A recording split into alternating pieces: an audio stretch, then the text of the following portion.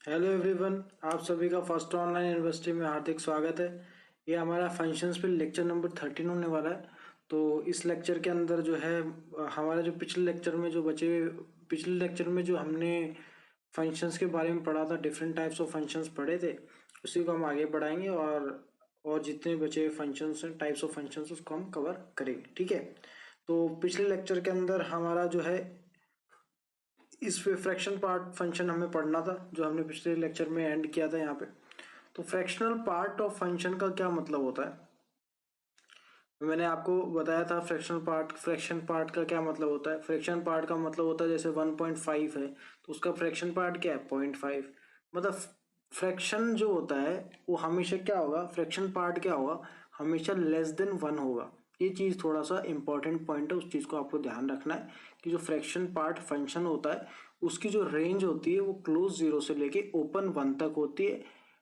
मतलब क्या है इसका, इसका मतलब है कि जो फ्रैक्शन पार्ट होगा वो हमेशा 1 से छोटा होगा और क्लोज 0 से, मतलब 0 या 0 से बड़ा होगा। ठीक है।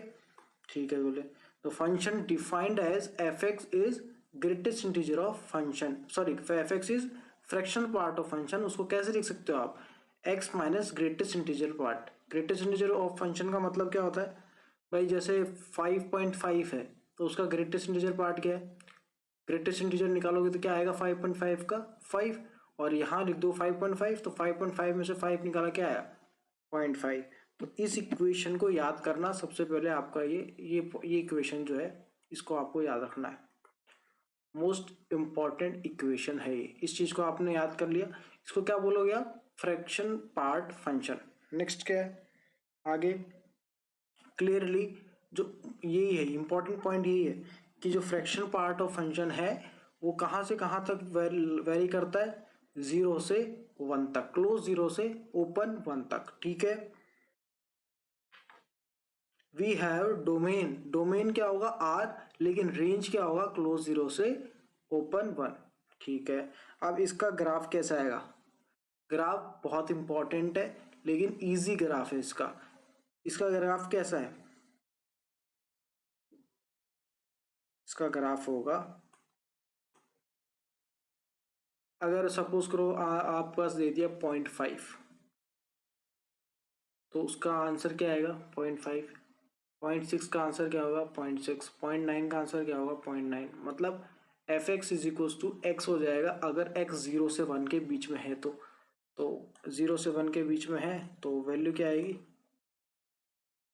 मतलब इसका जो कुछ ऐसा वैल्यू जो 0 से 1 के बीच में होगा, यहाँ 1 होगा, तो 0 से 1 के बीच में अगर होगा तो ये इस तरह से इक्वेशन बनेगी। मतलब एक बार आप 0 से 1 वाली लाइन बना दो, फिर सेम टू सेम स्लोप की लाइन आप हर पॉइंट पे बनाते चले जाओ, तो आपका क्या हो जाएगा, फ्रैक्शन पार्ट ऑफ फंक्शन का क्या ग्राफ बन के तैयार हो जाएगा। मतलब 0 से 1, मतलब सभी लाइंस जो है वो 45 डिग्री पे टिल्ट होगी और इसका स्लोप क्या होगा 1 होगा, और हर पॉइंट के ऊपर वैसी लाइन आप बनाते चले जाओ, इसका ग्राफ क्या बन जाएगा, तैयार हो जाएगा इसका ग्राफ। तो ये इसका ग्राफ है, 0 से 1 के बीच में ही वैल्यू लाई करती है।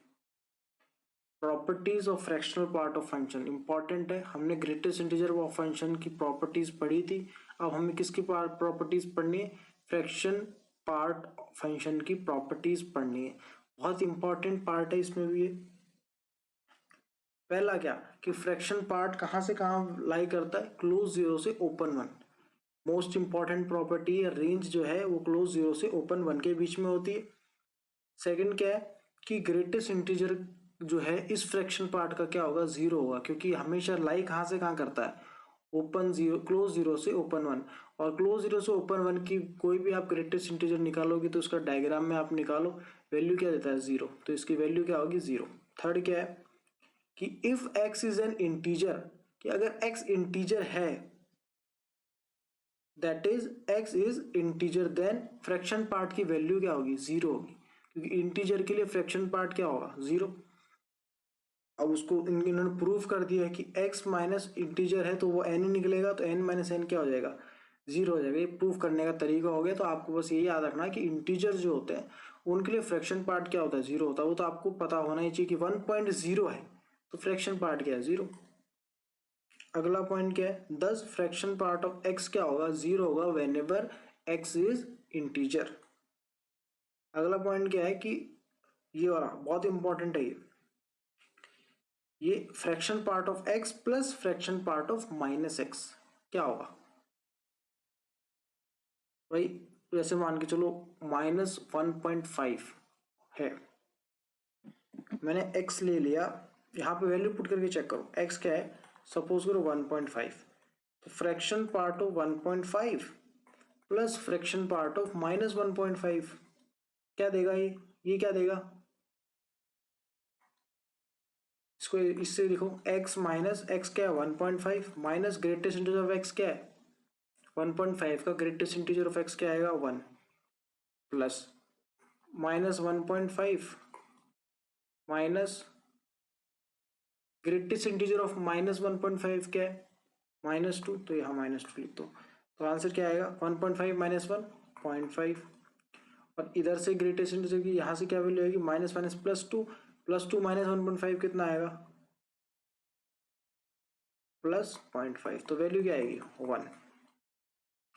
हमेशा वैल्यू क्या देता है 1 देता है। अब सपोज करो x इज इक्वल टू है 1.6, तो यहाँ लिख दिया 1.6, यहाँ पे भी लिख दिया 1.6, तो 1.6 माइनस 1 क्या आएगा 0.6, और यहाँ पे अगर मैंने 1.6 लिख दिया, -1.6 जो होता है वो आपको 2 में से -2 में से माइनस करना होता है, तो जैसे ही यहाँ -1.6 आएगा तो यहाँ आएगा -0.4, यहाँ क्या आएगा, तो वैल्यू क्या आएगा 1। तो इसका क्या मतलब है, इसका मतलब ये है कि जब fraction part of x plus fraction part of -x को हम ऐड करते हैं तो वैल्यू क्या मिलती है हमें 1, क्या मिलती है 1।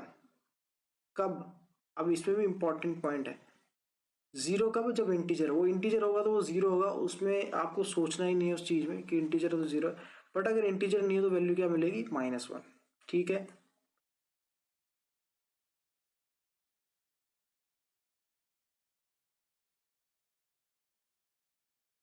एक सेकेंड, यहाँ पे ये जो -1 दे रखा है ये यहाँ पे गलत है, -1 की जगह +1 होगा, क्यों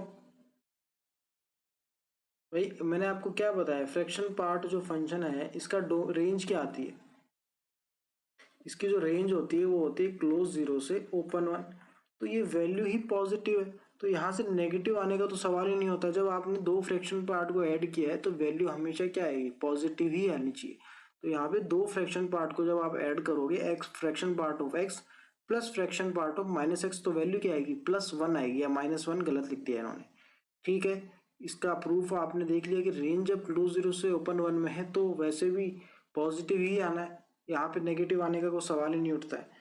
अगला पॉइंट क्या है कि f x is equal to होगा फ्रैक्शन पार्ट ऑफ एक्स, इसका पीरियड क्या होगा 1, पीरियड के बाद, पीरियड का क्या मतलब होता है कि किस पीरियड के बाद में जो है ग्राफ अपने आप को रिपीट करने लगेगा, तो ग्राफ अपने आप को 1 के बाद में रिपीट कर रहा है, आपने ग्राफ देखा ही है इसका, ठीक है। नेक्स्ट पार्ट, चलो फिर अगला फंक्शन पढ़ते हैं। अगला क्या, एक्सपोनेंशियल फंक्शन। एक्सपोनेंशियल फंक्शन का क्या मतलब है, एक्सपोनेंशियल फंक्शन का मतलब है e⁻x। एक्सपोनेंशियल फंक्शन क्या है, e⁻x, the function f x is equal to e⁻x is known as exponential function. अब इसमें इंपॉर्टेंट पॉइंट क्या है, इंपॉर्टेंट पॉइंट ये है कि जब f x is equal to e⁻x रखा तो आपको पहले ये पता होना चाहिए कि e का क्या मतलब है, ई की वैल्यू क्या है, ई की वैल्यू होती है 2.71 के अप्रोक्स क्या होती है 2.71 के आसपास। तो इसको देख के आपको समझ में आ रहा है कि जब 2.71 रख दिया और उसकी पावर में x है तो इसका डोमेन क्या हो सकता है, तो डोमेन क्या होगा इसका x बिलोंग्स टू r, क्योंकि कोई भी वैल्यू रख दो आप हर वैल्यू के लिए क्या होगा डिफाइन होगा। सेकंड पॉइंट क्या है, जब हमने x यहाँ रख दिया तो इसमें आप कोई भी वैल्यू रख दो, क्या इसकी वैल्यू 0 आ सकती है, कभी भी नहीं आ सकती, तो 0 अगर आप इसकी वैल्यू कभी भी नहीं आ सकती तो इसका क्या मतलब है, इसका ये मतलब है कि इसका रेंज क्या होनी चाहिए, इसकी रेंज होनी चाहिए ओपन 0 से इन्फिनिटी। यहाँ तक कोई डाउट, दोनों चीजें समझ में आ रही है, बोला हाँ। अब अगर सपोज करो आपको फंक्शन दे दिया जाए e⁻x, भाई e की पावर x हो गया और a जो है ये है पॉजिटिव नंबर और यहाँ पे a 0 नहीं होना चाहिए, कि 0 to the power x not define हो जाता है, तो 0 नहीं होना चाहिए और a to the power x चलेगा। तो अब इस पार्ट में क्या होगा, इस पार्ट में क्या होगा, जब a to the power x हो तो यहाँ पे कुछ भी वैल्यूज रखी जा सकती है। ये a to the power x जो होता है इसको भी जो है आप जो है जैसे ये एक्सपोनेंशियल फंक्शन का ग्राफ है, एज इट इज जो है इसका ग्राफ भी बनता है। ठीक है, बात समझ में आ रही है कि इसका ग्राफ और इसके ग्राफ में चेंजेस कहाँ आएंगे, बस वैल्यूज चेंज होगी कहाँ पे। जैसे मान के चलो, जैसे मैंने यहाँ पे 2.71 रख दिया, तो जब मैंने x को 1 रखूंगा तो वो वैल्यू क्या देगा 2.71, और यहाँ पे मैंने x को 1 रखा तो वो डिपेंड किस पे करेगा, a पे डिपेंड करेगा। तो वैल्यूज चेंज हो सकती है, बट जो वे ऑफ ग्राफ होगा, जैसा ग्राफ लुक, ग्राफ का जो नज़र हमें जैसा ग्राफ नज़र आएगा वो ऑलमोस्ट क्या आएगा, सिमिलर नज़र आएगा। But it values depend only on A, A पे डिपेंड करेगा कि हम ए क्या यूज़ करते हैं, लेकिन ग्राफ जो होगा वो लगभग दिखने में किसके जैसा होगा, एक्सपोनेंशियल ग्राफ जैसा ही होगा। ठीक है, इन जनरल, अगर इन जनरल की बात कर रहे हैं कि एक्सपोनेंशियल वाला ग्राफ तो ई की पावर एक्स वाला बन जाएगा, but in general if a is a positive real number, यहाँ पे a not is equal to 0 है,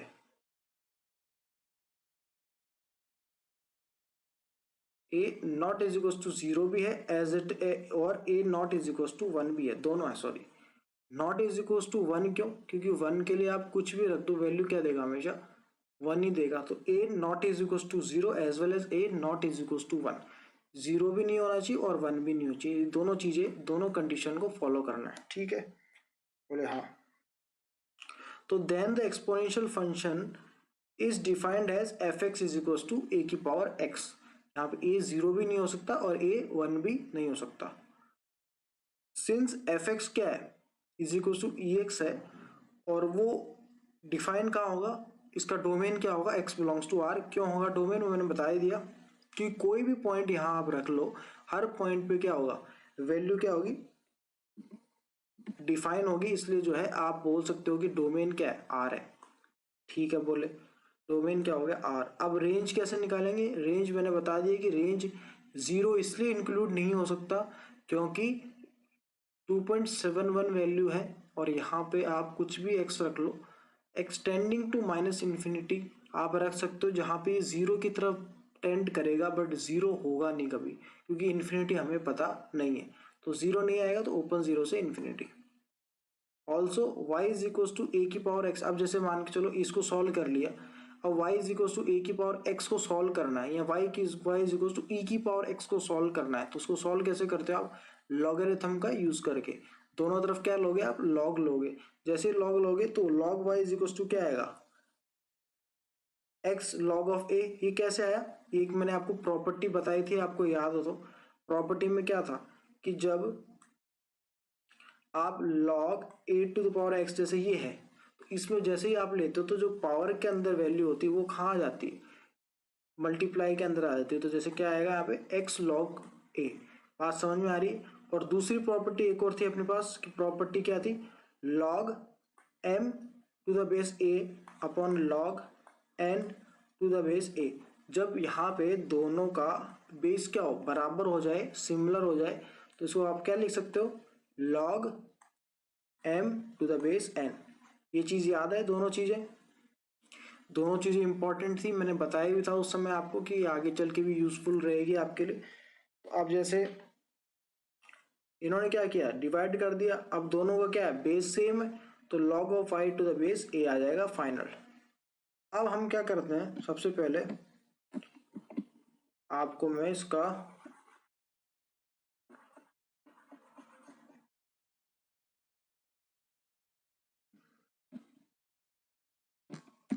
इसका जो ग्राफ है y इज इक्वल टू ई की पावर x, इसका ग्राफ कैसा बनेगा, डोमेन क्या है इसका बताओ, डोमेन क्या है इसका, डोमेन है x बिलोंग्स टू r। तो जब x इन्फिनिटी को टेंड कर रहा है माइनस इन्फिनिटी, तो वैल्यू किसकी तरफ जाएगी, 0 की तरफ। तो यहां से 0 की तरफ से हम स्टार्ट करेंगे। जब x क्या है 0, तो वैल्यू क्या आएगी 1, 0,1। ठीक है, और x जब इन्फिनिटी की तरफ टेंड कर रहा है तो वैल्यू कहाँ जाएगी, इन्फिनिटी की तरफ जाएगी। तो ग्राफ जो होता है वो कुछ ऐसा ग्राफ बनता है, किसका, y इज इक्वल टू ई की पावर x का। बात समझ में आ रही है आपको, बिल्कुल क्लियर है। ठीक है, और ऐसा सही y is equal to a की पावर x का ग्राफ भी बनता है, बट जो वैल्यूज होती है वो थोड़ी सी चेंज होती है, वेरी करती है according to the value of a। ठीक है,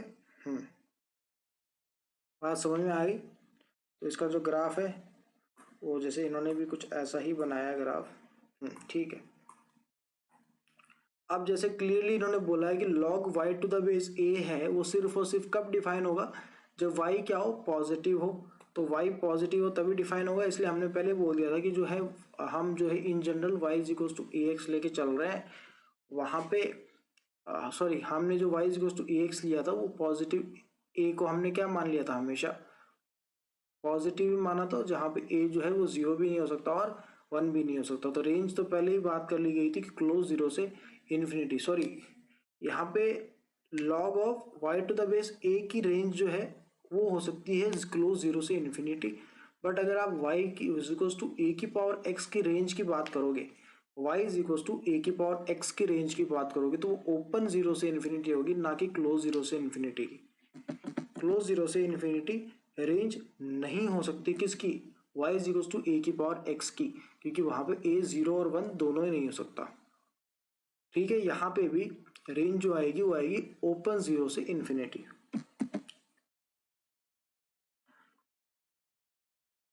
ठीक है, लेकिन अगर log of y to the base a की बात की जाए तो इसकी रेंज क्या हो सकती है, इसकी रेंज हो सकती है आपकी क्लोज 0 से इन्फिनिटी। ठीक है, इसकी रेंज तो आप मान सकते हो क्लोज 0 से इन्फिनिटी, क्योंकि लेकिन जो अपनी रेंज होगी a to the power x की, उसकी रेंज क्या होगी, ओपन 0 से इन्फिनिटी।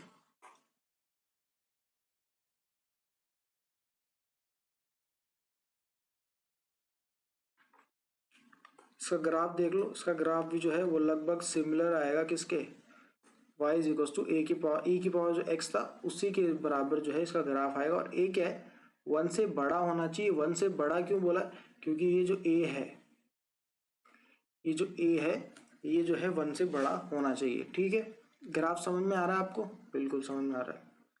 जब a 1 से छोटा होगा, a जब 1 से बड़ा है तब ग्राफ ऐसा, जब a 1 से छोटा है तो ग्राफ कुछ उल्टा आएगा, क्योंकि a 1 से छोटा होने का मतलब क्या हो गया, पॉइंट्स के अंदर आ गया वैल्यू, मतलब 0.5 जितनी पावर बढ़ेगी वैल्यू क्या होगी उतनी छोटी चल जाएगी, तो ग्राफ जो होगा एकदम उल्टा हो जाएगा। कैसे, ग्राफ कुछ ऐसा नजर आएगा। बात समझ में आ रही, दोनों ग्राफ में समझ में आ रहा है। ये कब होगा, जब a क्या हो, लेस देन 1 हो।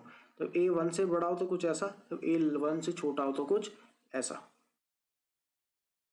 अगला लॉगरिथमिक फंक्शन, इंपॉर्टेंट है लॉगरिथमिक फंक्शन। हमने इंपॉर्टेंट फंक्शंस पढ़ रहे हैं अपन, तो सभी जो है ढंग से पढ़ते जाएं। लॉगरिथमिक वैल्यूज क्या होती है वो समझनी इस फंक्शन के अंदर, इसमें हम प्रॉपर्टीज वगैरह भी देखेंगे इसकी। तो पहला क्या होता है, लॉगरिथम फंक्शन मतलब हो गया log x. F x is equal to, जब लॉग एक्स दे रखा होता है तो उसको हम क्या बोलते हैं, लॉगरिथमिक फंक्शन बोलते हैं। इन जनरल अगर a एक पॉजिटिव रियल नंबर है, जहाँ पे a 1 नहीं होना चाहिए, देन द लॉगरिथम फंक्शन को कैसे डिफाइन करते हैं अपन, log x to the base a। x to the base a हम जो है डिफाइन करते हैं, a 0 भी नहीं होना चाहिए। बात समझ में आ रही है।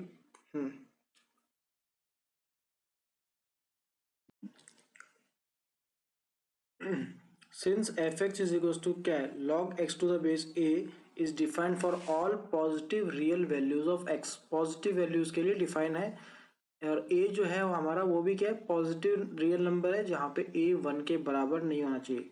और पॉजिटिव रियल नंबर का क्या मतलब है, पॉजिटिव रियल नंबर का मतलब है कि a क्या है, ग्रेटर देन 0। ठीक है, डोमेन डोमेन क्या है, 0 से, सॉरी अब x की बात हो रही है, तो x के लिए क्या क्या रख सकते हो आप, सभी पॉजिटिव रियल वैल्यूज रख सकते हो। तो x की वैल्यू, x का डोमेन क्या होगा, ओपन 0 से इन्फिनिटी।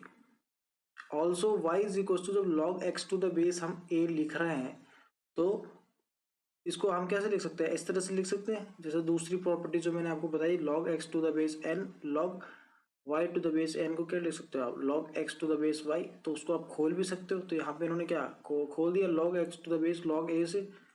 कैसे सॉल्व किया इसको, y of y into log a is equal to log x. अब y को कहाँ ले जाएंगे, पावर में ले जाएंगे, तो एक y x is equal to क्या आ जाएगा, a की पावर y।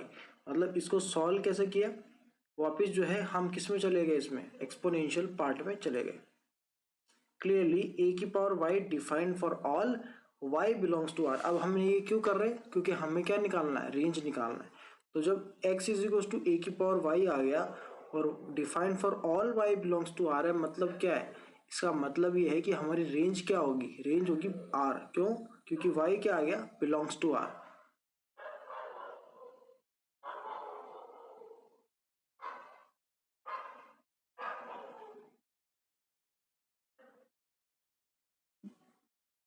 भाई समझ में आया कैसे रेंज निकाली है। रेंज निकालने के लिए क्या किया, रेंज निकालने यही किया है कि हमारे पास y is equal to log a x है, log x to the base a है। अब हमने क्या किया, इनको तोड़ा।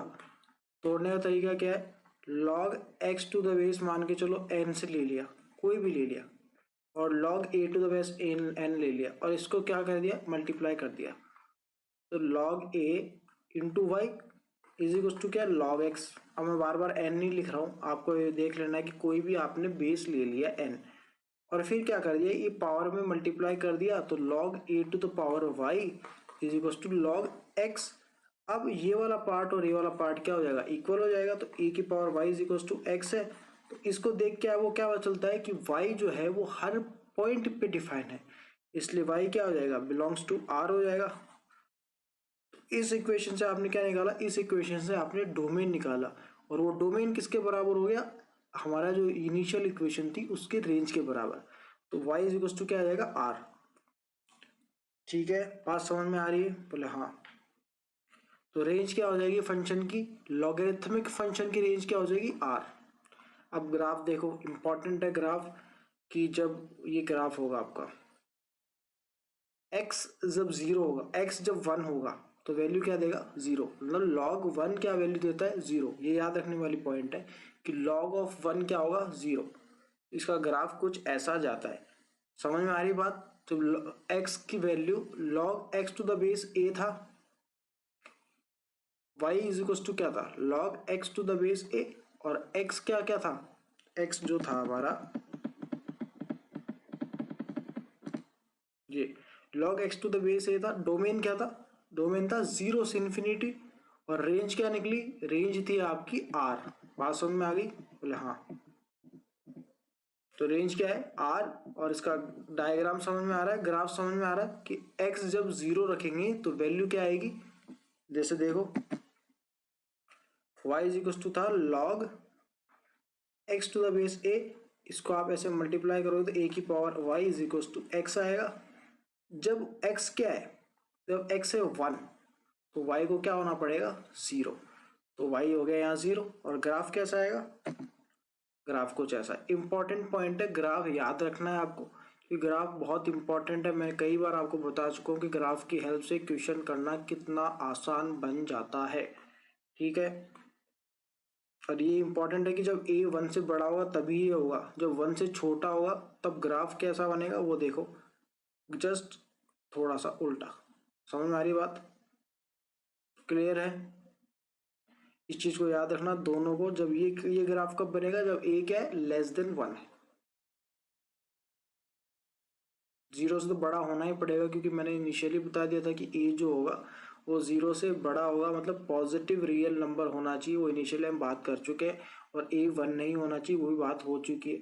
ठीक है, नोट क्या है कि f x is to log e x to the base e, इसको आप क्या बोल सकते हो, ln x भी लिखते हो।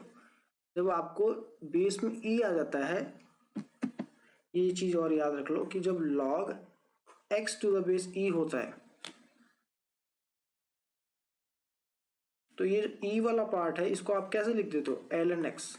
ये दूसरा तरीका है लिखने का। ठीक है, बात समझ में आ रही।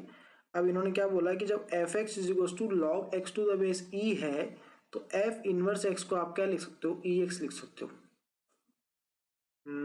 ठीक है, ये चीज समझ में आ रही है कैसे लिखाई, कि जब f x is equal to log x to the base e है, तो एफ इनवर्स एक्स को क्या लिख सकते हो आप, ई एक्स लिख सकते हो। ठीक है, क्लियर है।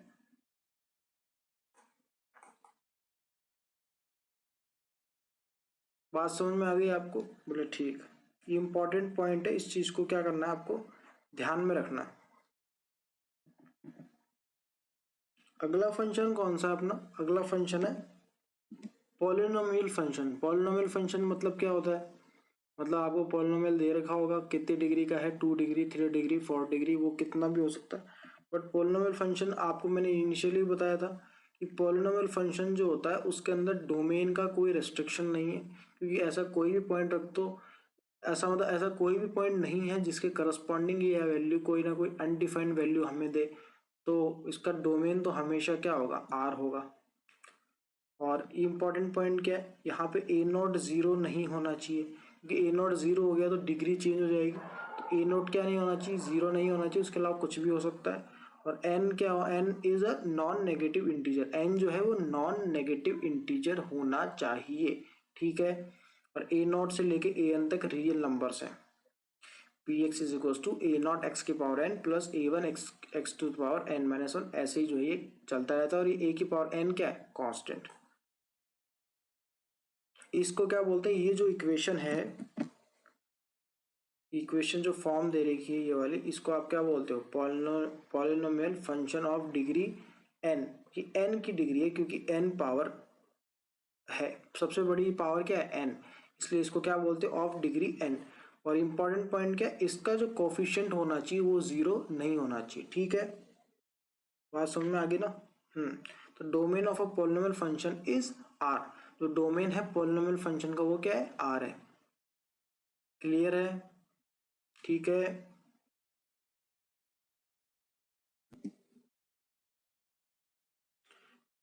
अगला पॉइंट क्या है, रेशनल फंक्शन। पॉलिनोमियल फंक्शन का मतलब समझ में आ गया, डोमेन क्या होगा इसका, आर, और रेंज क्या होगी, डिपेंडिंग अपॉन द इक्वेशन, वो रेंज वेरी करती है, बट डोमेन क्या होता है, आर होता है। रेशनल फंक्शन का क्या मतलब है कि a function of the form p x by q x, जब p x by q x की फॉर्म में अगर कोई फंक्शन लिखा हुआ है तो उसको आप क्या बोल सकते हो, रेशनल फंक्शन बोल सकते हो। और इसका डोमेन क्या होगा, डोमेन वैसे तो आर होगा, बट उसमें से क्या कटेगा, वो वैल्यू कटेगी एक्स की जहां पे ये जो क्यू एक्स है वो क्या हो रहा हो, जीरो हो रहा हो। तो फिर जो क्यू एक्स के जो भी रूट्स होंगे बस वो जो है इस रेंज में से, आर में से क्या हो जाएंगे, कट जाएंगे। तो R minus wherever the q x becomes zero, ठीक है, x where q x becomes zero, ठीक है। क्योंकि उसके अलावा तो वो फंक्शन जो होगा वो हर पॉइंट पे क्या होगा, डिफाइंड ही होगा। तो आर, तो इसका क्या आना चाहिए, डोमेन होना चाहिए। बट कौन कौन सा पॉइंट हमें हटाने पड़ेंगे, वो पॉइंट हटाने पड़ेंगे जहां पे डिनोमिनेटर क्या हो जाए, जीरो हो जाए। क्योंकि डिनोमिनेटर जीरो होता है तो वो फंक्शन क्या बन जाता है, अनडिफाइंड बन जाता है। बात समझ में आ गई, ठीक है।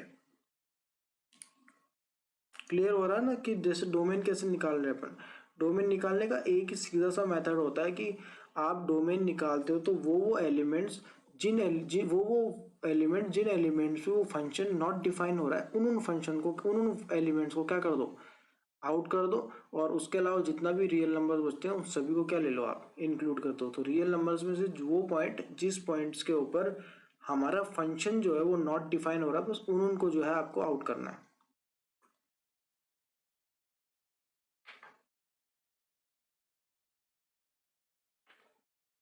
Where p x and q x are polynomial and q x not is equal to zero, बस वही बात बोली गई है। आगे बढ़ जाएं, चलो फिर। हाँ वही है कि where p x and q x are polynomial and q x is not is equal to zero is called as rational function. Rational function का मतलब समझ में आ गया कि जो पोलिनोमियल फंक्शन है उन्हीं को जो है, एक पोलिनोमियल फंक्शन को जो आप दूसरे पोलिनोमियल फंक्शन से डिवाइड करोगे तो इस फॉर्म में P x by q x की फॉर्म में अगर आपको कोई फंक्शन मिलता है तो उसको आप रेशनल फंक्शन बोल सकते हो। उसका डोमेन निकालने के लिए आपको बस क्या करना है, रियल नंबर में से बस वो पॉइंट हटा दो जहां पे डिनोमिनेटर क्या हो रहा है, जीरो हो रहा है। मतलब जो डिनोमिनेटर के अंदर जो फंक्शन है उसके जो जो रूट्स होंगे बस उसको जो है आपको मतलब आर में से क्या करना है, माइनस करना है, ठीक है। रेंज में से, सॉरी रियल नंबर में से माइनस कर दो तो उसका क्या आ जाएगा, रेशनल नंबर का क्या आ जाएगा, रेशनल फंक्शन का क्या आ जाएगा, डोमेन आ जाएगा, ठीक है। डोमेन एग्जैक्टली होता क्या है वो आप देख लो। डोमेन वो ही होती है जो एक्सेप्टेबल, जो भी इनपुट्स होते हैं उनको आप क्या बोलते हो, डोमेन बोलते हो। ऐसे पॉइंट्स जिसके ऊपर फंक्शन डिफाइन नहीं हो रहा है वो अनएक्सेप्टेबल होते हैं, तो उसको आप डोमेन नहीं बोल सकते। डोमेन किसको बोलोगे? All acceptable points at which are function can be defined, तो उसको क्या बोलते हैं आप? डोमेन।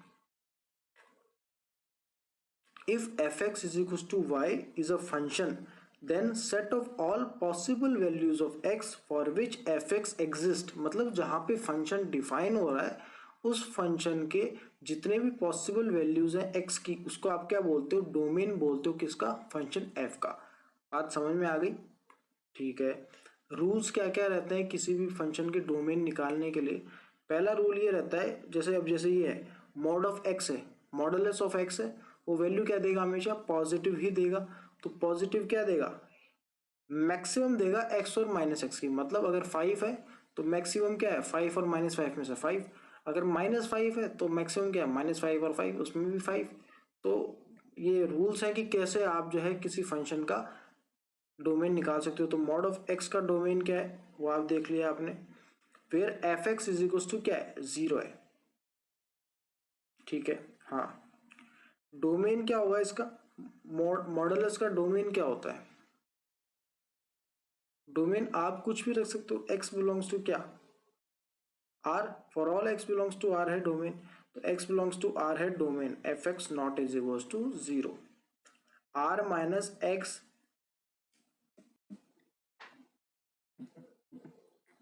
जो थर्ड दे रखा है 1 अपॉन क्या है? Root f x. अब ये रूट एफ एक्स जो है ये एग्जिस्ट कब करेगा? पहली बात, रूट का क्या मतलब होता है? रूट का मतलब होता है कि अंदर आप नेगेटिव नंबर तो डाल नहीं सकते, तो एफ एक्स को क्या होना चाहिए? पॉजिटिव होना चाहिए। सेकंड क्या है? ये डिनोमिनेटर में लाई कर रहा है, इसलिए एफ एक्स यहाँ 0 भी नहीं हो सकता। तो यहाँ पे कौन कौन से वैल्यूज आपको, एक अगर इसका बोला जाए कि इसका डोमेन निकालो, तो आप कैसे निकालोगे? इसका डोमेन निकालने के लिए एफ एक्स को 0 से बड़ा करना होगा। ठीक है। जब एफ एक्स से 0 बड़ा कर दिया आपने, तो इससे जो है इसको जब आप सॉल्व कर लोगे तो आपको डोमेन की वैल्यू मिल जाएगी। ठीक है। नेक्स्ट क्या है? डोमेन क्या होगा? X belongs to R. और एक्स ये कैसे निकालोगे आप? एफ एक्स 0 से बड़ा। तो उसमें से एक्स बिलोंग्स टू आर में से आप क्या क्या दोगे कि जब एफ एक्स 0 से बड़ा आप इसको सॉल्व करोगे तो जो भी वैल्यूज आएगी वही क्या होगा? डोमेन होगा। बात समझ में आ गई? डोमेन कैसे निकालना है? एफ एक्स ग्रेटर देन 0, यहाँ से जो भी एक्स की जो भी वैल्यूज आएगी वो सारी क्या होगी? डोमेन के अंदर काउंट होगी। अब जैसे ये लॉग ऑफ एफ एक्स कब कब एग्जिस्ट कर रहेगा? लॉग ऑफ एफ एक्स मैंने बताया ये क्या है? नंबर है, और वो क्या होना चाहिए? हमेशा पॉजिटिव। फिर एफ एक्स शुड बी 0 से बड़ा, उसके अलावा ये 1 भी नहीं हो सकता।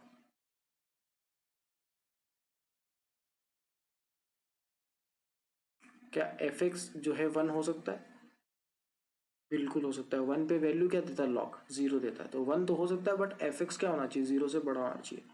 जैसे आप F x is greater than 0 ये वाली इक्वेशन सॉल्व करोगे तो यहाँ से जो भी आपको वैल्यूज निकल के आएगी वो आपको क्या देगी? डोमेन देगी। ठीक है।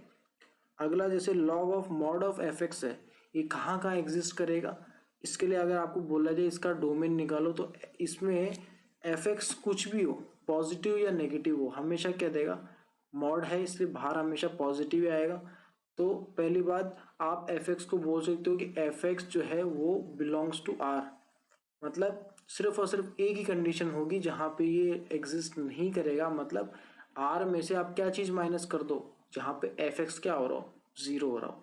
तो R minus f x way, R minus f x when f x is 0, जहां पे एफ एक्स की वैल्यू 0 हो रही है, बस वो एक्स आप हटा दो। इसके अंदर इसका डोमेन क्या होगा? आर में से x where f x is 0। ठीक है।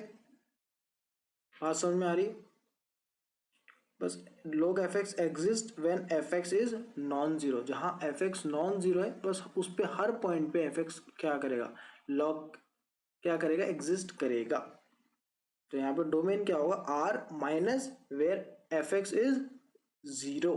बस वो पॉइंट आपको क्या करना? रिमूव करना। उसके अलावा हर पॉइंट क्या है? डोमेन के अंदर इंक्लूड होगा। अगला जैसे ये है 1 upon log of f x. अब जो अपना लॉगरिथम था, लॉग एफ एक्स था, उसमें बस इसमें जैसे ये वाली वैल्यू दे रखी है तो आप इसको क्या हटाना पड़ेगा, जहाँ पे ये फंक्शन क्या बन रहा हो, ये लॉगरिथम वैल्यू क्या दे रही हो, जहाँ पे ये 0 दे रही हो, बस वो x हमें क्या करना है, रिमूव करना है। बात समझ में आ रही है? मतलब एफ एक्स जहाँ 1 बन जाएगा, बस वो पॉइंट अगर हम हटा देंगे तो हमारा आंसर आ जाएगा। तो इसका डोमेन क्या होगा, डोमेन आर माइनस, बस कौन सा पॉइंट हटाना होगा, जहाँ पे एक्स एफ एक्स क्या दे रहा है, 0 दे रहा है, बस वो पॉइंट अगर आप हटा दोगे आर में से तो आपका जो है आपको डोमेन मिल जाएगा इसका। तो डोमेन क्या होगा, when F x is greater than 0, पहला ये पॉइंट पे कि एफ एक्स 0 से बड़ा होना चाहिए, ये चीज़ मैं भूल गया।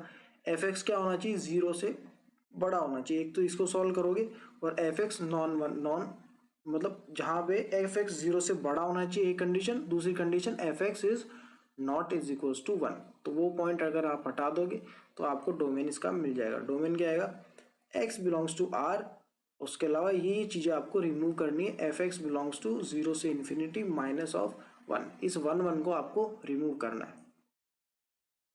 अब जैसे ये दे रखा है, ये कब एग्जिस्ट करेगा, जब जी एक्स मतलब ए है, ये क्या क्या हो सकता है, एफ एक्स पहली कंडीशन 0 से बढ़ाओ, जी एक्स कंडीशन क्या है 0 से बढ़ाओ, और जी एक्स क्या नहीं होना चाहिए, 1 नहीं होना चाहिए। ये 3 कंडीशन अगर आप लगा दोगे तो आपको क्या मिल जाएगा, डोमेन मिल जाएगा। D1 D2 are domain of f x and g x, मतलब एफ एक्स का डोमेन है D1, जी एक्स का डोमेन है D2।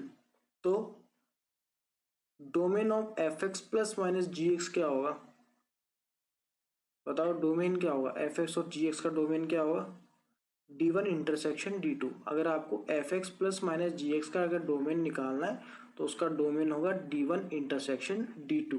ठीक है, अगर आपको बोला जाए कि जो है एफ एक्स इंटू जी एक्स का डोमेन निकालना है तो उसका डोमेन क्या होगा, सेम D1 इंटरसेक्शन D2। अगर आपको बोला जाए कि एफ एक्स अपॉन जी एक्स का डोमेन निकालना है तो D1 इंटरसेक्शन D2 तो होगा ही, पर उसमें से क्या क्या हटाना पड़ेगा, वो पॉइंट हटाना पड़ेगा जिस पॉइंट के ऊपर डिनोमिनेटर क्या हो रहा है, 0 हो रहा है, मतलब जी एक्स जहाँ पे 0 हो रहा है वो पॉइंट आपको क्या करना पड़ेगा, हटाना होगा। तो D1 इंटरसेक्शन D2 माइनस वो पॉइंट जहाँ पे जी एक्स क्या हो रहा है, 0 हो रहा है, वो पॉइंट आपको हटाना होगा। बात समझ में आ गई? इंपॉर्टेंट नोट क्या है, useful result while calculating domain R when alpha is less than beta. मतलब अगर बोल दिया जाए कि x minus a into x minus b is less than 0, तो x जो है वो अल्फा से बीटा के बीच में अगर है, देन x बिलोंग्स टू क्या होगा, अल्फा से बीटा। मतलब ये कि अगर आपको इक्वेशन दे दिया जाए कि x minus alpha into x minus beta, ये क्या है, लेस देन 0 है, तो डोमेन क्या आएगी। तो देखो, जब भी ऐसी कंडीशन आती है तो आपको ये देखना होता है कि अगर मान के चलो अल्फा बीटा जो है अल्फा से बड़ा है, तो यहाँ पे अल्फा यहाँ बीटा, आपको ये बोला जाए कि 0 से मतलब ये 0 है, लेस देन है, तो प्लस माइनस प्लस ऐसे करते हैं। ठीक है, तो यहाँ पे माइनस वाले पार्ट में कौन सा ये, तो x बिलोंग्स टू क्या आएगा, अल्फा से बीटा। ये तरीका समझ में, अगर बोला जाता है कि ये अगर ये होता है कि इस नेगेटिव की जगह सपोज करो अगर पॉजिटिव लिखा होता तो आप क्या करते, इसका x बिलोंग्स टू कहाँ से कहाँ होता, माइनस इन्फिनिटी से अल्फा यूनियन बीटा से इन्फिनिटी। बात समझ में आ रही, मतलब कि अगर ऐसा बोल दिया जाता है कि प्लस की जगह लेस देन 0 की जगह अगर ग्रेटर देन 0 है तो यहाँ से क्या आता, आप प्लस वाला पार्ट उठा लेते, यहाँ पे आप लिखते अल्फा, यहाँ लिखते बीटा, यहाँ होता प्लस माइनस प्लस, और आपको बोल दिया जाएगा कि ये ग्रेटर देन 0 है तो आप लिखते x belongs to minus infinity से अल्फा यूनियन बीटा से इन्फिनिटी। ठीक है, समझ में आ रहा है मैं कैसे समझाना चाह रहा हूँ आपको। ये है आपका, जब आपको जैसे x minus alpha into x minus beta into x minus gamma होता सपोज, तो आपको अल्फा बीटा और गामा लिखना होता, फिर आप प्लस माइनस ऐसे जो है आप लिखते जाते, जैसे मान के चलो एक और रूट होता है इसका गामा जो और छोटा है, तो क्या लिखते, प्लस माइनस। बात समझ में आ गई? ठीक है, ये तभी लिखना है जब यहाँ पे इसका जो है ये पॉजिटिव हो। बात समझ में आ रही है? और कब लिखेंगे, अगर मान लो यहाँ पे स्क्वायर आ जाए ना, अगर मान चलो एक्स माइनस एल्फा का होल स्क्वायर आ गया तो आपको क्या करना है, यहाँ जैसे यहाँ प्लस लिखा, यहाँ माइनस लिखा, तो यहाँ पे प्लस ना रख के यहाँ माइनस लिखना होगा। जैसे मान के चलो ऐसा आ जाता, वापिस रुको एक सेकेंड, पूरा इरेज करता हूँ, ढंग से समझाता हूँ आपको। इधर से क्वाड्रेटिक इक्वेशन जब हम पढ़ेंगे तो वहाँ पे हम डिटेल में इसको वापस देख लें, लेकिन फिर भी जैसे अगर मान के चलो ये कुछ इक्वेशन ऐसी बनती है, सपोज जैसे ये आपकी इक्वेशन आती है x minus alpha x minus beta into x minus gamma. ये बोल दिया जाए अगर जीरो से बड़ा है तो आप कैसे लिखते हो, तीनों रूट को लिखो, और आपको पता होना चाहिए सपोज करो एल्फा सबसे छोटा है, फिर बीटा और फिर गामा। तो आपको कैसे करना होता है, यहाँ से प्लस लिखो, फिर उसके बाद में साइन चेंज करते करते चले जाओ। अब यहाँ बोल दिया गया कि जीरो से बड़ा, तो आप कौन कौन से पार्ट उठाओगे, एक तो ये वाला पार्ट और एक ये वाला पार्ट। अब क्या हो जाए, सपोज करो यहाँ पे हो जाए स्क्वायर, यहाँ पे हो गया स्क्वायर, तब जैसे ही स्क्वायर हुआ ना, इसमें अगला इसको रहने दो एक बार। अब जैसे यहाँ पे मान देखो, ये अगर मान के चलो एक्स माइनस एल्फा का whole square x minus beta x minus gamma, और बोल दिया अब जीरो से बड़ा, तो अब इसको कैसे सॉल्व करोगे आप, 3 पॉइंट है, यहाँ पे एल्फा, यहाँ बीटा, यहाँ गामा, तो यहाँ लिखो प्लस। अब क्या है, इसका रूट पावर में 1 ही है, तो यहाँ लिखो माइनस। मतलब अगर ऑड है तब प्लस माइनस में चलेगा, अगर इवन है तो सेम साइन आएगा। मतलब कैसे, यहाँ प्लस यहाँ माइनस। अब बीटा का क्या है, ऑड है, तो यहाँ होगा प्लस। अब ये क्या आ रहा है, यहाँ पे स्क्वायर आ गया, इवन आ गया, तो यहाँ पे साइन चेंज नहीं होगा, तो यहाँ प्लस ही आ जाएगा। अब बोला जाए ना कि ग्रेटर देन जीरो करना है, तो ये वाला पार्ट उठाओगे, ये वाला पार्ट भी उठाओगे, और ये वाला पार्ट भी उठाओगे। ठीक है, बात समझ में आ रही। ये वाला अल्फा नहीं उठा सकते, क्यों नहीं उठा सकते, क्योंकि इसको उठाते ही वैल्यू क्या हो रही है, जीरो आ रही है। अगर इक्वल टू आता था आप इसको भी उठाते, तो इतना इतना पार्ट आपको उठाना होगा। बात समझ में आ रही है कैसे आपको जो है डोमेन निकालना है जब ऐसे क्वेश्चंस दे रखे हो। ठीक है,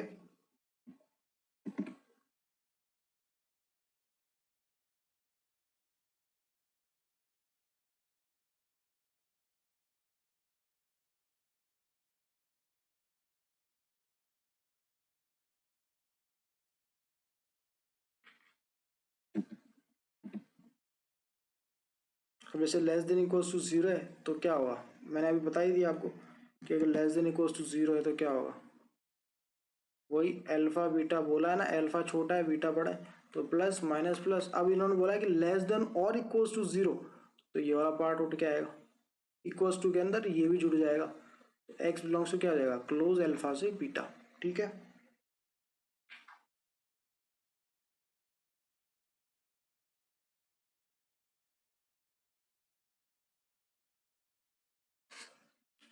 क्लोज अल्फा से बीटा आ जाएगा। ठीक है, अब जैसे यहाँ पे क्या बोल दिया उन्होंने, ग्रेटर देन जीरो, तो ग्रेटर देन जीरो मतलब ये वाला पार्ट और ये वाला पार्ट उठेगा, तो एक्स बिलोंग्स टू क्या आएगा, एक्स लेस देन अल्फा और एक्स ग्रेटर देन बीटा। अब जैसे ये वाला greater than equals to zero बोल दिया, तो अब अल्फा क्या के साथ क्या आ जाएगा, एक इक्वलिटी का साइन आ जाएगा। बात समझ में आ रही, इजी है, समझ में आ रहा है, जैसे मैंने अभी समझाया सब समझ में आ गया हुआ।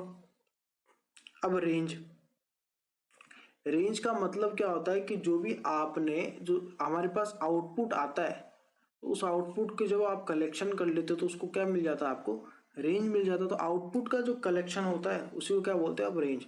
तो f x is equal to y is a function such that for several values of x we get several values to y. Now set of all values of y is called range of f. मतलब जो हमें outputs मिलता है उनका जब set बनाते हैं हम, तो उसको क्या बोलते हो आप, रेंज बोल देते हो। ठीक है, हाँ, तो रूल्स क्या है इसके, f x is equal to a cos x plus b sine x plus c. तो रेंज क्या होगी इसकी, इंपॉर्टेंट पॉइंट है ये, इसको ध्यान रख लो आप। रेंज होती है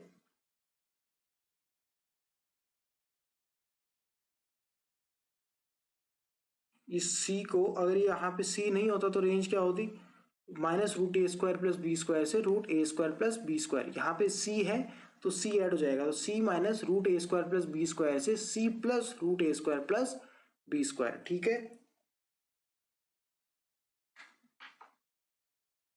अगर a square plus b square plus c square is equal to k दे रखा है और आपको रेंज निकालनी है, तो रेंज क्या होगी, माइनस के बाय टू से के तक। मतलब कि अगर a square plus b square plus c square k आपको दे रखा है, गिवन है कि a square plus b square plus c square is equal to k, और आपको बोल दिया जाए कि रेंज बताओ a b plus b c plus c a की, तो उसकी रेंज होगी -k/2 से k तक। ये चीज़ें याद रखनी है, तो प्लीज़ याद रखें इस चीज़ को। थर्ड क्या है, while calculating range useful result क्या है, ये इंपॉर्टेंट है कि एम हमेशा greater than is equal to GM होता है, और जीएम हमेशा greater than is equal to क्या होता है, एचएम होता है।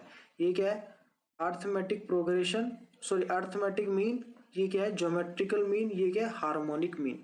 ठीक है, तो अर्थमेटिक मीन हमेशा greater than is equal to किसके होगा, ज्योमेट्रिकल मीन के, और ज्योमेट्रिकल मीन हमेशा ग्रेटर देन और इक्वल टू किसके होगी, हार्मोनिक मीन के। बात समझ में आ रही, इजी लग रहा है? ठीक है, बस थोड़ा सा याद करने का ज़्यादा है। अब हम जो है स्टैंडर्ड फंक्शंस के डोमेन और रेंज में आपको बता देता हूँ, इन चीज़ को तो आप याद रखो हमेशा। जैसे y is equal to a की पावर x, इसका ग्राफ याद रखोगे तो सब कुछ क्लियर हो जाएगा। ए की पावर x, जब a क्या है, देखो डोमेन क्या है वैसे ए की पावर x का, x बिलोंग्स टू r था, और हमने ये कहा था कि जब ए जो है वो 0 से 1 के लिए है तो उसका ग्राफ थोड़ा अलग था। ए जब 1 से 0 था तो 1 से इन्फिनिटी था तो ग्राफ अलग था, लेकिन उसकी रेंज क्या आ रही थी, 0 से इन्फिनिटी रेंज आ रही थी। तो जब y is equal to a x function आपको दे रखा है और डोमेन आपको x बिलोंग्स टू r दे रखा है, तो इसकी रेंज क्या होगी, 0 से इन्फिनिटी। यहाँ पे आपको दिख रहा है y is equal to a की पावर x, इसमें क्या है, जब a से बड़ा है तब इसका क्या है, 0 से लेके इन्फिनिटी तक रेंज दे रही है, और जब a से छोटा तो भी रेंज क्या आ रही है, 0 से इन्फिनिटी। तो रेंज क्या होगी इसकी, ओपन 0 से इन्फिनिटी, और डोमेन क्या है इसका, x बिलोंग्स टू r। तो ठीक है, a की पावर x का समझ में आ गया।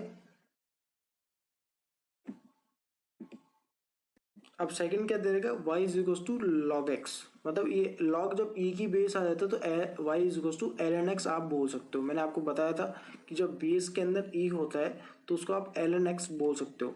तो इसमें x की वैल्यू क्या होगी, x की वैल्यू होगी 0 से इन्फिनिटी, 0 से मतलब पॉजिटिव हमेशा रखना है, तो वो डोमेन समझ में आ गया। रेंज क्या होती है, y belongs to r। Graph याद आ रहा है, एक तो ग्राफ कुछ ऐसा था, एक ग्राफ कुछ ऐसा था, है ना, ये देख रहे हो आप, ग्राफ देख रहे हो आप, y is equal to log एक तो ये ग्राफ है, तो इसमें डोमेन क्या है, डोमेन है पॉजिटिव 0 से इन्फिनिटी, और दोनों में डोमेन सेम है। और रेंज क्या है इसकी, दोनों का ग्राफ चेंज कर लो, रेंज क्या है, रेंज है इसकी 0 से लेके, रेंज क्या दिख रही है आपको, रेंज है -इन्फिनिटी से इन्फिनिटी। समझ में आ रहा है रेंज -इन्फिनिटी से इन्फिनिटी कैसे हो रही है, ठीक है, क्लियर है, तो रेंज r हो जाएगी। अगला क्या है, y is equal to greatest integer of x, तो इसका रेंज क्या थी, रेंज थी ऑल इंटीजर्स, और डोमेन क्या था इसका r, इसका तो याद होना चाहिए, ग्रेटेस्ट इंटीजर था, स्टेप अप वाला ग्रेटेस्ट इंटीजर्स, याद आ रहा है, जो सीडीओ जैसा ग्राफ बना था उसका, ठीक है। अगला है mod of x, mod of x के लिए क्या था, हमेशा पॉजिटिव वैल्यूज देगा, तो इसका रेंज क्या आएगा, रेंज आएगा y ग्रेटर देन और इज इक्वल्स टू 0, और डोमेन क्या होगा इसका, x बिलोंग्स टू r, ठीक है। रूट x जब है पांचवा है, y is equals to root x, root के अंदर वैल्यूज क्या होनी चाहिए, हमेशा पॉजिटिव, तो डोमेन क्या आएगा, x इज ग्रेटर देन और इक्वल्स टू 0, तो जब वही 0 से बड़ा है तो इसका रेंज भी क्या आएगी, वो भी 0 से बड़ी आएगी, और इन्फिनिटी मतलब 0 से इन्फिनिटी तक इसकी रेंज होगी। अगला है y is equals to sine x, sine x हो गया, कॉस एक्स हो गया, इनका ग्राफ आपको पता होना चाहिए सभी ट्रिग्नोमेट्री का। साइन एक्स का कुछ ऐसा ग्राफ होता है, तो ये क्या ग्राफ होता है, ये -पाई, ये कितना है -1 से 1, तो इसका -1 से 1 होता है, ये इसकी रेंज होगी दोनों की। साइन एक्स का ग्राफ है, ये कॉस एक्स का ग्राफ है, सॉरी ये जो है ये वाला, ये कॉस एक्स का ग्राफ है।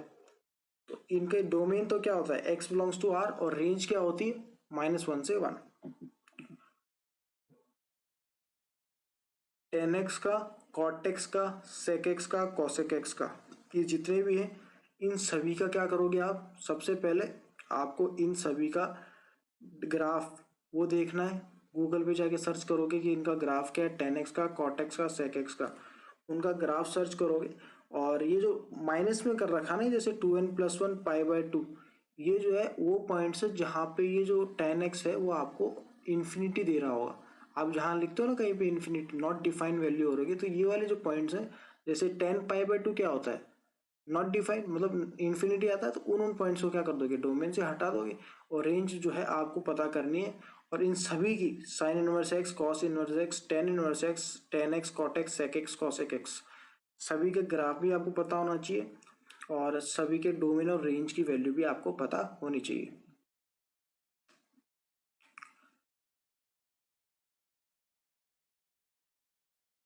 ये जो हाइपरबोलिक एक्स है, sine h x, cos h x, tan h x, इतनी इंपॉर्टेंट नहीं है, फिर भी अगर आपको याद रखनी तो आप रख सकते हो, वरना इनकी इतनी ज़्यादा यूज़ नहीं आने वाला है। बट आप 17 तक आप इनका जो है स्क्रीनशॉट ले लें,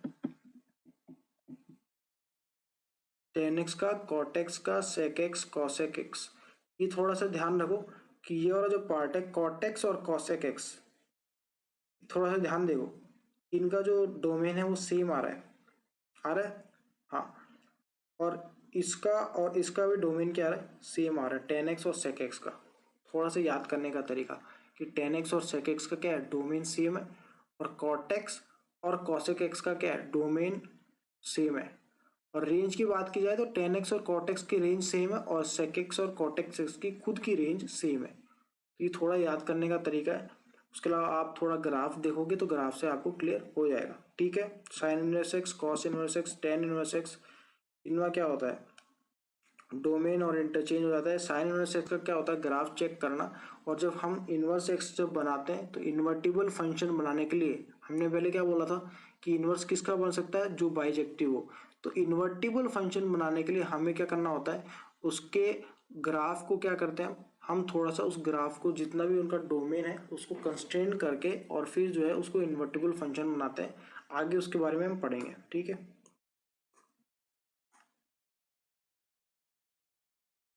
इसका स्क्रीनशॉट आप ले लें।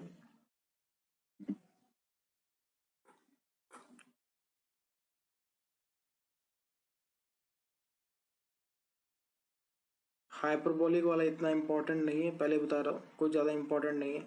आप फिर भी अगर याद करना तो आप कर सकते हैं, वरना बहुत ना के बराबर इसको आप देखेंगे तो भी चलेगा। आपको मोस्टली बस ये जो 17 वाला पार्ट है, 17 तक आपको याद करना है। 17 से आगे आप याद करें तो ये आपके लिए प्लस पॉइंट ही होगा, ठीक है।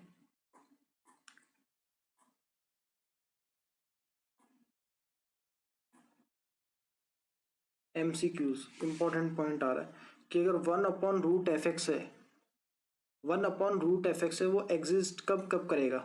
ऑप्शन क्या है, बताओ। मैंने बताया था आपको कि f(x) जो है नीचे वाला पार्ट है वो जीरो से बड़ा होना चाहिए, पहली बात तो क्योंकि रूट आ रहा है। और जीरो जीरो इसलिए नहीं हो सकता क्योंकि अपॉन में क्या है, ये डिनोमिनेटर में है, इसलिए जीरो के बराबर नहीं हो सकता। अगर जीरो के बराबर हो गया तो 1/0 हो जाएगा, जो कि not defined, undefined value create होगी यहाँ पे। तो फर्स्ट आएगा इसका, सॉरी सेकंड आएगा, फर्स्ट क्यों नहीं होगा, क्योंकि जीरो अगर हो गया तो 1/0 बन जाएगा, ठीक है। सेकेंड है log of mod of f(x) कब एग्जिस्ट करेगा, वो सिर्फ और सिर्फ तभी एग्जिस्ट करेगा जब लॉग के अंदर जीरो से बड़ी वैल्यू हो, पहली बात। अब f(x) है, मॉड है, तो वो जीरो से बड़ी ही वैल्यू देगा, लेकिन जीरो भी नहीं होनी चाहिए। तो जीरो नहीं चाहिए तो क्या क्या आएगा, अब इसको ऑप्शंस देखो भाई। f(x) जो है वो कुछ भी हो, कोई फर्क नहीं पड़ता, बट वो जीरो नहीं होना चाहिए। क्योंकि फर्क क्यों नहीं पड़ रहा, कुछ भी हो, नेगेटिव हो तो चलेगा, बिल्कुल चलेगा। क्यों, क्योंकि बाहर मॉड है, वो अपने आप क्या कर देगा, उसको पॉजिटिव कर देगा। तो आंसर क्या आना चाहिए इसमें, सही से देखो, आंसर क्या होगा, फर्स्ट वाला, ठीक है। थर्ड क्वेश्चन क्या बोलता है कि x माइनस एल्फा। अब देखो ये मैंने आपको बताया, कितनी बार बता चुका हूँ, मैंने 3 का 4 का स्क्वायर वाला पार्ट भी बता दिया था। तो आपको इसमें तो कहीं अटकने की जरूरत पड़नी नहीं चाहिए। यहाँ पे अल्फा, यहाँ बीटा।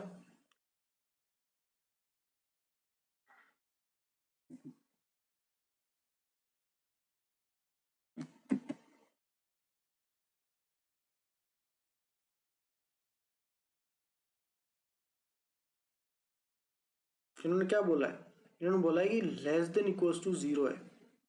अभी किस केस में हो सकती है लेस देन इक्वल टू 0, अब वो देखना है। हमारे पास 4 ऑप्शंस दे रखे हैं अपने को।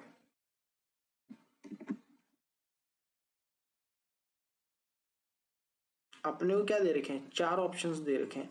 अब हमें इन 4 ऑप्शन से निकालना है कि सही कौन सा है। अब अगर मान के चलो अल्फा बीटा से छोटा है, ये अपन ने मान लिया सपोज,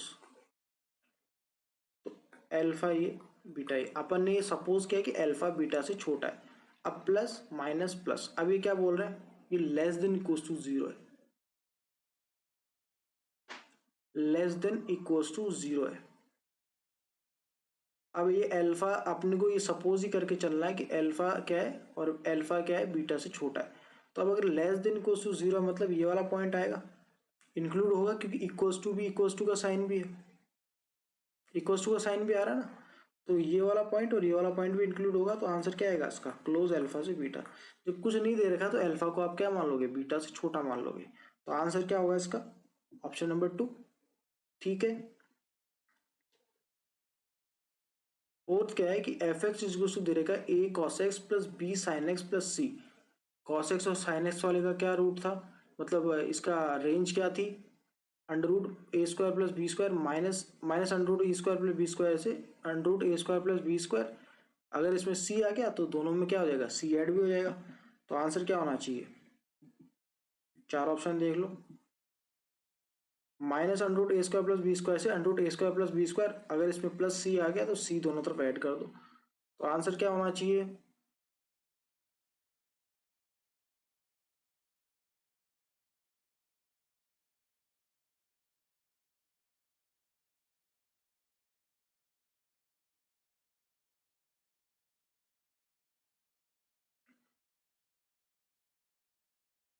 फर्स्ट वाला होगा। देखो इसमें फर्क क्या है कि क्लोज और ओपन का फर्क है, तो क्लोज होना चाहिए दोनों तरफ, इस चीज का आपको ध्यान रखना है। समझ में आ गई बात, सभी पॉइंट समझ में आ गए। ये जो मेन पॉइंट था ये वाला,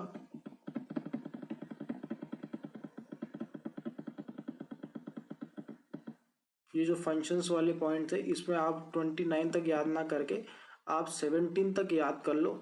आपका आज जो है ये एक होमवर्क है मेरी तरफ से कि 10 से लेके 10x cot x sec x जितने भी ट्रिग्नोमेट्रिक इक्वेशंस हैं उनकी जो है आपको क्या करना है, इनके डायग्राम्स जो ग्राफ होते हैं वो ग्राफ को देखना है और उसको स्टडी करना है ग्राफ को। ठीक है, समझ में आ गई बात। आज तो फिर अपन इतना ही करते हैं आज के लिए। और जो है यूट्यूब चैनल है हमारा फर्स्ट ऑनलाइन यूनिवर्सिटी का, उसको प्लीज़ आप सब्सक्राइब कर लें। उस पर हम बहुत सी ऐसी वीडियोस लाते रहते हैं जो आपके लिए हेल्पफुल हो। उसके अलावा फर्स्ट ऑनलाइन यूनिवर्सिटी का मोबाइल एप्लीकेशन है जिसको आप गूगल प्ले स्टोर से या ऐप स्टोर से डाउनलोड कर सकते हैं। ठीक है, चलो मिलते हैं फिर नेक्स्ट क्लास में। Thank you.